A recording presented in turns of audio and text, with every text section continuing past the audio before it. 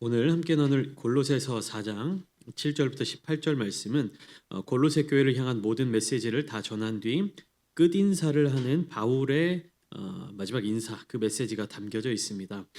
바울은 여기에서 자신과 함께 사명을 감당하고 있는 또한 골로새 교회에서 사명을 감당하고 있는 일꾼들에 대한 인사를 함께 하고 있습니다.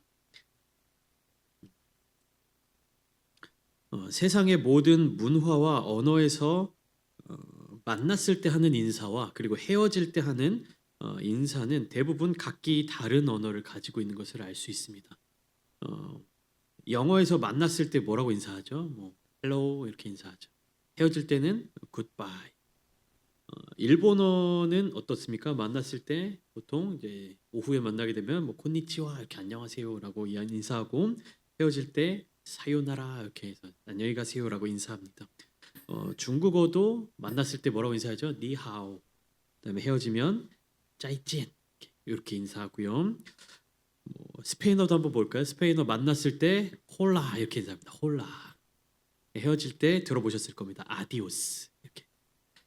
각기 다른 문화 가운데 만났을 때 하는 인사 그리고 헤어질 때 하는 인사가 서로 다른 단어를 사용하게 되는 경우가 대부분입니다.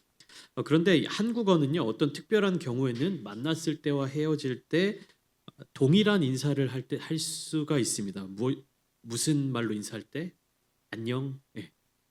만났을 때도 안녕 이렇게 인사할 수 있고요. 헤어질 때도 안녕 이렇게 인사할 수 있죠. 물론 이게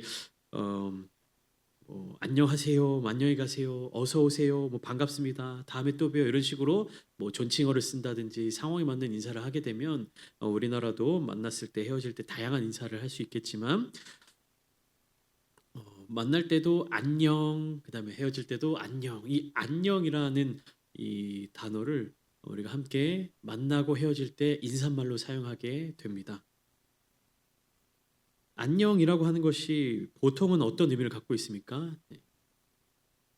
별거 없다, 별탈 없다, 평안하다, 뭐 편안하다 이런 의미들을 담고 있죠. 그런데 이런 한국어 인사와 비슷하게 유대인들은 어떠한 상황에서도 만날 때나 헤어질 때 동일한 인사를 합니다. 어떤 인사를 합니까? 유대인들은 샬롬, 만날 때도 샬롬, 헤어질 때도 샬롬. 만날 때나 헤어질 때나 동일하게 그 인사말이 같은 제가 알고 있는 유일한 나라인 것 같아요. 그렇다면 보통은 이제 만나면 반갑다, 헤어질 때는 뭐 조심히 가라, 또 만나자 이런 올 때, 갈 때, 만날 때, 헤어질 때 상황에 따라서 인사말이 달라지기 마련인데 한국어의 안녕이라는 단어라든지 아니면 히브리어 유대인들이 사용하는 이 샬롬이라는 단어에는 어떤 의미가 담겨져 있길래 만날 때나 헤어질 때나 인사말로 사용할 수 있는 것일까요? 샬롬은 우리가 흔히 평안하다라는 것을 평안을 빕니다 라는 의미로 해석합니다. 그러니까 만났을 때도 당신의 평안을 빕니다. 헤어질 때도 당신의 평안을 빕니다. 이렇게 해석을 하는데 단순히 평안 혹은 평화, 평강 이러한 의미만 담겨져 있는 것이 아닙니다. 궁극적인 의미는 좀 더 깊게 들어가면 무엇을 통한 평안이냐, 무엇을 위한 평안이냐, 하나님께서 함께 하심으로 평안하시길 빕니다. 라는 이 인사가 함축되어 있는 것이 그렇기 때문에 거기에는 화평의 의미도 담겨 있고 평강의 의미도 담겨 있고 승리의 의미도 담겨 있고 안전의 의미도 담겨 있고 그러니까 수많은 의미가 바로 이 샬롬이라는 단어 가운데 포함되어 있는 것입니다. 그러나 그 근본 의미는 무엇입니까? 누가 함께 하시기 때문에 하나님께서 함께 하시기 때문에 평안할 수 있는 하나님께서 함께 하시기 때문에 평강을 누릴 수 있는 것 그것이 바로 샬롬이 가지고 있는 의미입니다. 오늘 이 골로새서 4장 7절부터 18절까지의 말씀을 통해 저는 샬롬의 은혜를 나누고 있는 바울의 마음이 느껴졌습니다.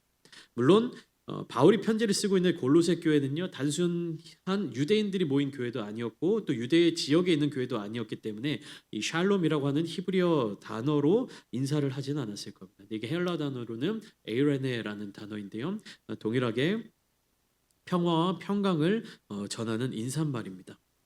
어쨌든 예수님께서 전하신 이 샬롬의 개념은 바울의 이 서신을 통해서 그 의미가 분명하게 담겨져 있었을 것이고 바울은 그의 사역의 모든 순간순간마다 하나님께서 함께 하심으로 평안함을 누릴 수 있었다라는 고백을 하게 되는 것입니다. 그리고 그 평안을 누구와 함께 누리고 있는 것입니까? 골로새 교회 성도들을 향해서 평안을 전하고 있고 나와 함께 사역한 자들 그리고 내가 사역을 하는 당신들 그리고 그 사역 그 복음의 증거가 퍼져 나가는 많은 사람들에게 바로 이 샬롬의 은혜가 전달되기를 원한다라는 그 마음을 담고 있는 것입니다. 그래서 바울은 자신이 보내는 이 편지의 마지막을 통하여서 함께 주님의 나라를 위하여 일하는 많은 자들의 샬롬을 함께 나누고 있는 것입니다. 요한복음 14장 27절을 보면 예수님께서 제자들에게 이렇게 말씀하시는 장면이 나옵니다. 평안을 너희에게 끼치노니 곧 나의 평안을 너희에게 주노라. 내가 너희에게 주는 것은 세상이 주는 것과 같지 아니하니라. 너희는 마음에 근심하지도 말고 두려워하지 말라. 히브리어 샬롬을 우리는 보통 평안으로 번역하고 있지만 이 샬롬은 단순히 평안이라는 단어 하나만으로 설명되지 못한다라고 말씀을 드렸습니다. 하나님께서 함께 하심으로 말미암아 우리가 누리게 되는 평안함, 즉 하나님을 제외하고서는 우리가 샬롬을 전할 수가 없는 것이죠. 그래서 바울은 어떠한 샬롬의 마음으로 이 편지를 마무리하고 있는가? 어떠한 사람들을 소개하고 있는가? 본문 7절부터 9절까지의 말씀을 통해 바울은 두 사람에 대하여서 소개하고 있습니다. 첫 번째로 7절 두기고가 내 사정을 다 너희에게 알려주리니 그는 사랑받는 형제요 신실한 일꾼이요 주 안에서 함께 종이 된 자니라 이렇게 이야기하고 있습니다. 바울은 특별히 두기고를 택하여 골로새 교회로 보내었는데 그 이유는 8절의 말씀과 같이 골로새 교회 성도들로 하여금 바울 일행이 처한 상황에 대하여 알게 하고 또한 골로새 교회 성도들의 마음을 위로하게 하기 위함이었습니다. 바울 일행이 처한 상황에 대해서 알게 하려고 했는데 지금 바울은 어떤 상황에 처해 있습니까? 로마에 있는 감옥에 갇혀 있는 상황이었습니다. 그러니까 바울이 지금 감옥에 갇혀 있는 그 상황을 전달하면서 동시에 또 무엇을 하려고 하는 겁니까? 우리의 사정을 알게 하고 너희 마음을 위로하게 하려 함이라. 여러분 갇혀 있는 사람은 누굽니까? 바울이죠. 어려움에 빠져 있는 사람은 누굽니까? 바울이었습니다. 그런데 지금 바울은 두기고를 통하여 골로새 교회 성도들을 위로하고 싶어 합니다. 너희를 위로하고자 내가 두기고를 보낸다 이렇게 이야기를 하고 있는 것입니다. 바울은 두기고를 통하여서 이제 막 시작되고 있는 초보 교회인 이 골로새 교회 성도들을 위로하고자 하였으며 그 위로는 무엇으로 이루어질 수 있는 것이었습니까? 샬롬으로 하나님의 평강으로 두기고는 바로 그런 일에 적합한 신실한 일꾼이었습니다. 바울은 그 부분을 소개하고 있는 것입니다. 여러분 우리는 누구를 위로하는 자들이 되고 있습니까? 여러분들의 삶의 자리 가운데 누군가를 위로해주고 계십니까? 하나님의 좋은 소식을 전하며 내가 만나는 사람들에게 샬롬을 전하는 자들로서 살아가고 계십니까? 우리는 이 평안을 전달해야 합니다. 내가 어떤 상황이 있든지 내가 어떠한 환경에 처해 있든지 간에 내가 전하는 메시지는 무엇이 되어야 하는 겁니까? 샬롬이 되어야 하는 것이에요. 내 상황이 어렵다고 해서 내 상황이 불편하다고 해서 다른 이들을 축복하지 못할 이유는 없는 것입니다. 바울은 감옥에 갇혀 있는 상황 속에서도 골로새 교회를 향하여서 샬롬의 은혜를 함께 나누고 있는 것이에요. 여러분 내가 가난하게 살아간다고 해서 상대방에게 있어서 물질의 축복을 받으라고 그렇게 축복을 해줄 수 없는 것입니까? 그럼 모든 목회자들은 성도들을 향하여서 그런 기도를 할 수가 없겠죠. 내가 처해 있는 상황과 상관없이 하나님께서 주시는 평강, 하나님께서 주시는 은혜로 말미암아 복을 누릴 수 있는 삶을 살도록, 즉 내가 복을 받고자 살아가는 것이 아니라 내가 기도하는, 내가 하나님께 구하는 그 평강으로 말미암아 다른 이들로 하여금 그 은혜를, 그 복을 누리면서 살아갈 수 있도록 하는 사람, 그 사람이 정말로 하나님의 마음에 합한 사람이며 신실한 일꾼인 것을 우리가 깨달을 수 있게 되는 것입니다.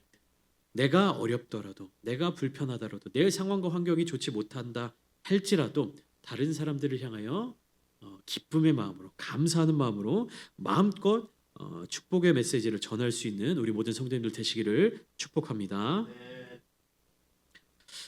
함께 보내심을 받은 오네시모라는 사람이 있습니다. 9절 말씀에 바울은 이 오네시모에 대해서 신실하고 사랑을 받는 형제라고 이야기하고 있고 또 덧붙여서 그는 너희에게서 온 사람이라. 그러니까 이 사람은 골로새의 사람이었던 것입니다.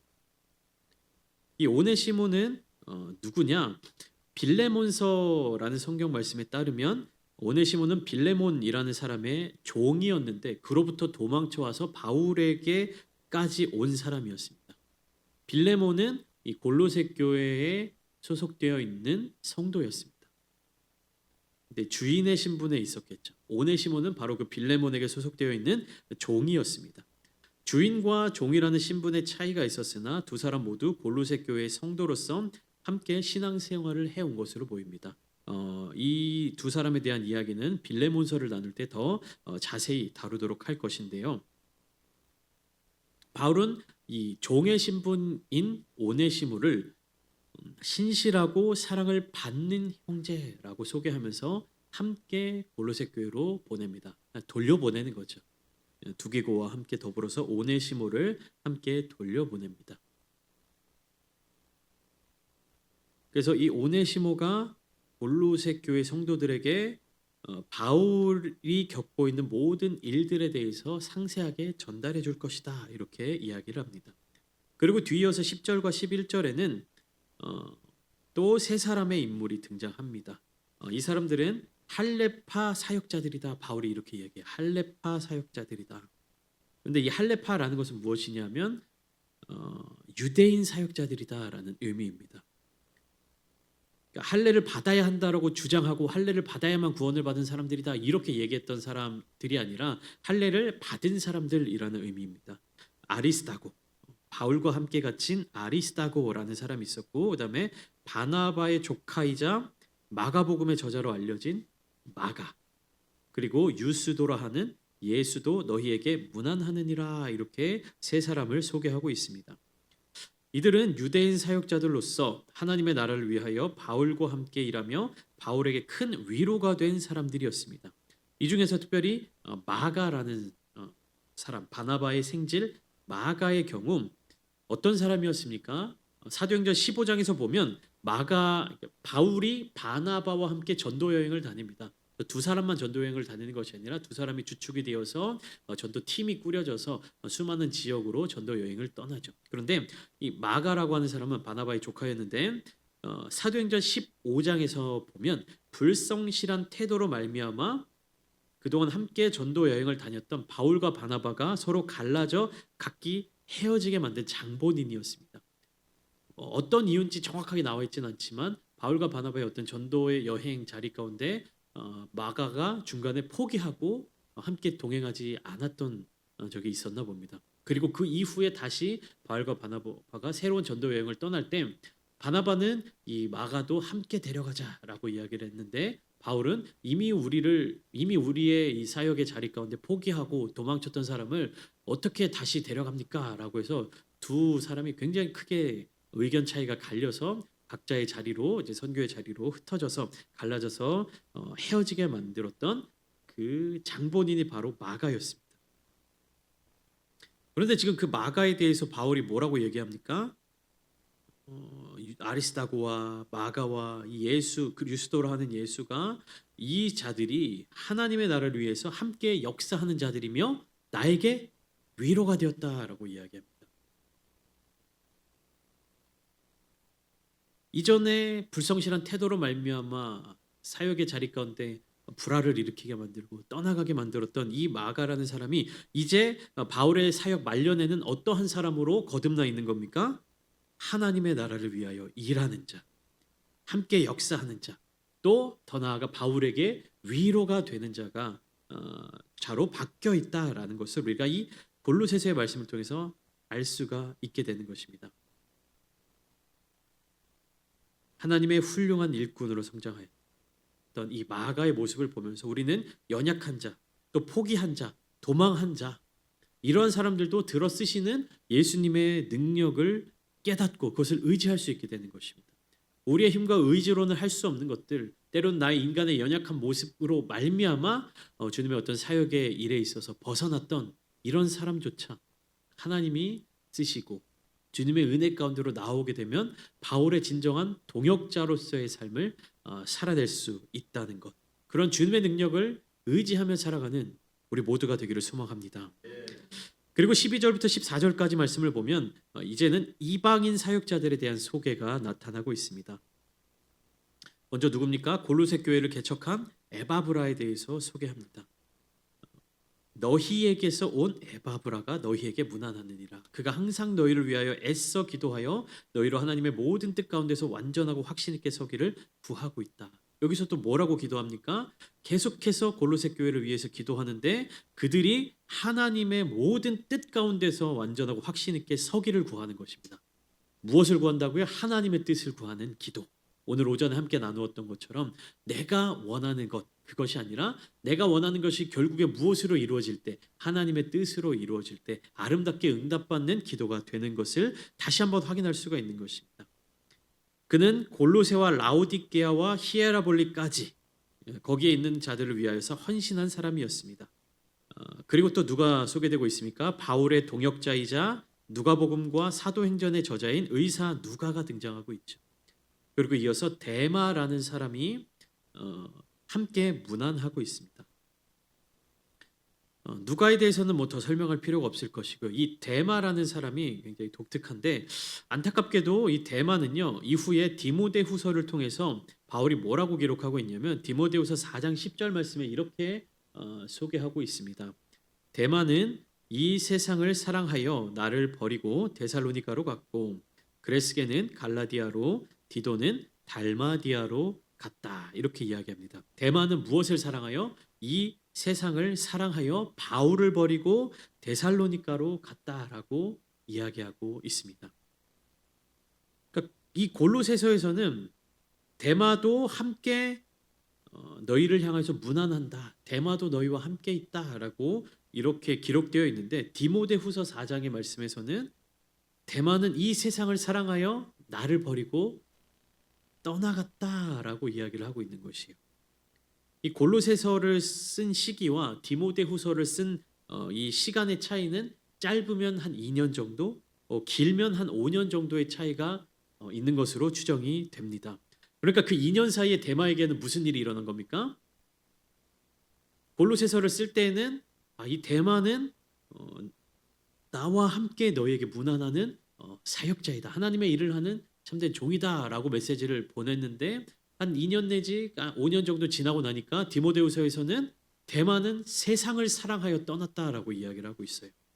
마가가 바울의 사역 초창기에 불성실한 태도 혹은 이제 여러 가지 문제로 말미암아 바울과 바나바의 전도 여행에 있어서 낙오자 같은 모습을 보였다가 바울의 사역 말년에 훌륭한 하나님의 일꾼으로 바울을 위로하는 위로자로 변하였던 것과는 정반대로 데마는 지금 어떤 모습을 보이고 있는 것입니까? 지금 골로새서를 쓰고 있는 현실 가운데서는 바울과 함께 교회에 문안하는 그런 사역자의 자리에 있는데 시간이 지나고 난 이후에 디모데후서의 기록에 따르면 세상을 사랑하여 떠난 자로 기록되어 있는 것이에요. 여러분 데마와 마가의 사례를 통해서 알 수 있는 것은요. 나의 현재 모습으로 모든 것들을 판단해서는 안 된다는 것입니다. 누구를 붙들며 살아가는지 또 진정한 주님의 사랑을 날마다 경험하며 살아가는지 어떤 힘을 의지하며 살아가는지를 늘 기억해야 합니다. 지금은 사역자와 같은 모습, 지금은 기도 열심히 하는 자의 모습, 지금은 신실한 자의 모습을 갖고 있을지라도 시간이 조금 흐른 뒤에 세상을 사랑하여 바울을 떠나갔던 데마처럼 어떤 모습으로 남아있게 될지 우리는 알 수가 없는 것이에요. 반면에 마가와 같이 연약하였던 우리를 예수 그리스도의 은혜로 말미암아 굳건하게 세워주셔서 바울의 진정한 동역자로서 거듭날 수 있도록 하시는 능력도 주님의 능력인 것입니다. 그렇기 때문에 우리는요. 지금 나의 모습으로 만족하거나 혹은 지금 나의 모습으로 말미암아 한탄하거나 할 필요가 없습니다. 내가 지금 무엇을 붙잡고 있는지, 누구를 향하여 있는지, 누구와 함께 동행하고 있는지, 누구의 사랑을 누리며 누구로 말미암은 평안을, 진정한 샬롬을 누리고 있는지를 날마다 점검해야 되는 것입니다. 여러분 우리의 신앙은 안주하는 신앙이 되어서는 안 됩니다.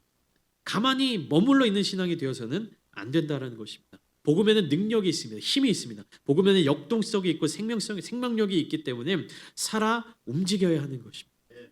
우리의 믿음이, 우리의 신앙이, 우리의 마음이 주님을 향해서 날마다 달려가기를 소망합니다. 데마와 같이 세상을 사랑해서 세상 가운데로 달려가는 신앙이 되는 것이 아니라 주님을 향한 신앙, 주님을 향하여서 달려가는 하나님의 능력으로 말미암아 일어나는 그런 믿음을 갖게 되기를 소망합니다. 그 믿음을 잃어버리지 마십시오. 그 믿음을 가지고 계신 분이시라면 자만함으로 말미암아, 교만함으로 말미암아 넘어지지 않도록 조심하며 날마다 주님의 은혜를 기억하며 감사함으로 기도하기에 힘쓰십시오. 함께 협력하여서 연합하여 주님의 그 은혜를 지고 살아가는 우리 교회가 되기를 소망합니다. 교회 공동체는 바로 그런 공동체입니다. 나만 홀로 은혜 받는 것이 아니라, 나만 성장하는 것이 아니라, 나의 이 성장을 다른 사람들과 비교하면서 우월감을 느끼는 것이 교회가 아니라, 나의 연약함을 믿고 맡길 수 있고 다른 사람의 연약함을 위해서 기도할 수 있고 하나님께서 우리에게 주신 예수 그리스도의 복음의 그 사명을 함께 지기 위해서 서로 격려하고 위로하는 공동체가 바로 교회 공동체인 것입니다. 바울은 이와 같이 자기의 동역자들을 골로새 교회에게 소개하고 있습니다. 저는 이제 사역자로서 이와 같은 바울의 마음이 굉장히 큰 기쁨이었다라고 느껴집니다. 바울이 행했던 모든 사역들이 쉽지 않은 사역이었을 것입니다. 그러나 바울은 그가 혼자 사역을 해냈다라는 것이 아니라 신실한 일꾼들, 사랑하는 동역자들로 말미암아 그 사명의 길을 감당할 수 있었다라는 고백이 담겨져 있는 것이에요. 저의 사역의 자리 가운데, 이 교회 자리 가운데 여러분들이 저의 동역자가 되어 주십시오. 여러분들이 저와 함께 은혜를 나눈 자들이 되시기를 소망합니다. 제가 다른 곳에 나가서 우리 교회 성도님들을 자랑할 수 있도록, 물론 지금 다른 교회 나갈 기회가 없지만 나갈 때마다 제가 자랑하거든요. 함께 은혜를 나누는 귀한 성도들이 있다고, 함께 기도할 수 있는 기도의 동역자들이 있다고, 함께 하나님의 나라를 소망하는 거룩한 성도들이 있다고 제가 자랑하게끔 믿음에 믿음을 더하여 주시고 서로 위로하는 교회, 서로 힘을 주는 교회, 함께 샬롬의 은혜를 나누는 교회가 되기를 소망합니다. 마지막으로 15절부터 17절까지 말씀을 보면 라오디게아에 있는 성도들에게도 동일한 은혜를 나누고자 합니다. 라오디게아에 있는 성도들은 누굽니까? 이 골로새서 4장 아까 말씀을 나누었던 그 12절 13절을 보면 에바브라, 골로새 교회를 개척한 에바브라가 라오디게아에 있는 자들과 히에라볼리에 있는 자들을 위하여서도 많이 수고하고 있다라고 바울이 이야기하고 있죠. 이것을 통해서 알 수 있는 것은요, 골로새와 라오디게아와 히에라볼리는 이게 가까운 도시들인데 이 가까운 곳에 있는 사람들을 위하여서도, 그 사람들의 영혼을 위하여서도 그곳에 교회가 세워질 수 있도록 에바브라가 애썼다라는 것입니다. 그리고 그곳에 교회들이 세워졌다는 것이에요. 그래서 골로새 교회를 향하여 보내는 바울의 이 마음을 담은 편지를 함께 나누어 읽으면서 동역자로서 함께 세워지기를 권면하고 있는 것입니다. 라오디게아에 있는 성도들은 눈바라고 하는 이 여인의 집에서 함께 모였습니다. 가정교회로부터 시작된 것이죠. 그리고 아키뽀라는 사람, 이 사람은 빌레몬의 집 사람이었는데 그에게 주어진 직분을 잘 수행하도록 바울은 격려하고 있는 것입니다. 이처럼 바울은 편지의 끝 인사를 통하여서 많은 사람들을 소개하고 있고 많은 사람들의 이름을 이 편지에 포함하고 있습니다. 바울은 결국 이 편지의 끝 인사를 통해서 무엇을 이루고자 하였는가? 바울이 가장 먼저 추구했던 것은 교회의 연합과 돌봄이었습니다. 바울은 골로새 교회 성도들이 믿음 안에서 강건하기를 원하며 이를 위하여서 성도들이 함께 위로하기를 원했습니다. 여러 동역자들을 소개하였던 이유는 교회의 공동체성을 강조하기 위함이었죠. 그래서 자신과 함께 일한 동역자들을 언급하며 복음 사역은 혼자가 아니라 함께 이루어가는 것임을 보여주었던 것입니다. 그리고 그 복음의 능력이 이루어지는 일에 있어서 그 귀한 동역자들이 가장 먼저 그리고 가장 중요하게 했던 것이 무엇입니까? 기도였다라는 것을 고백하고 있습니다. 특별히 에바브라라는 이 사람은 골로새 성도들을 위하여서 항상 기도하며 그들이 하나님의 뜻을 행할 수 있도록 기도했다라는 것을 알 수 있고요. 이는 교회의 성도들이 서로를 위하여 기도하는 것이 얼마나 중요한지를 다시금 깨달을 수 있게 되는 것입니다. 바울은 이 수많은 사람들을 통하여서 복음 사역의 연합 그리고 기도의 중요성 그것을 통한 교회의 성장과 또 교회에 대한 주님께 대한 충성을 강조하고 있습니다. 바울이 위대한 사도이며 정말 대단한 사람이고 역사적으로도 또 신앙의 어떤 뿌리 안에서도 굉장히 훌륭한 사람이지만 바울 스스로가 자신의 대단함을 자랑하지 않고 있습니다. 오히려 이 편지를 통해서 알 수 있는 것은 무엇입니까? 바울이 그렇게 직접적으로 고백하진 않았지만 나 혼자였다면 이 모든 사역을 이루지 못했을 것입니다라는 그 마음이 담겨져 있는 것이에요. 주님의 능력이 아니고서는 주님을 사랑하는 이 동역자들의 헌신이 없었더라면 이 복음이 증거되는 이 역사가 일어나지 않았을 것이다. 바울은 그렇게 고백하고 있는 것입니다. 사랑하는 성도 여러분, 우리의 마음 가운데 이런 연합의 마음이 일어나길 원합니다. 나 혼자서는 할 수 없음을 고백하고 나의 능력만으로는 이루어질 수 없음을 고백하며 함께 할 때 하나님의 놀라운 복음의 능력이 더욱 커져 나간다는 것을 깨달으며 믿으며 함께 기도하기를 소망합니다. 바울이 골로새 교회를 위해서 기도하고 그 골로새 교회가 복음 안에서 굳건히 서고 성도들이 서로 돌보며 하나님의 뜻을 이루어 가기를 원했던 것처럼 우리 아름다운 창대교회 이 교회 거룩한 교회 안에서 우리 사랑하는 성도님들 서로 돌보며 굳건하게 서고 믿음으로 함께 기도하는 교회 되기를 소망합니다. 기도하십시다. 기도하십시다. 기도함으로 말미암아 하나님의 뜻을 이루어가는 우리 아름다운 창대 교회가 되기를 주님의 이름으로 축원합니다.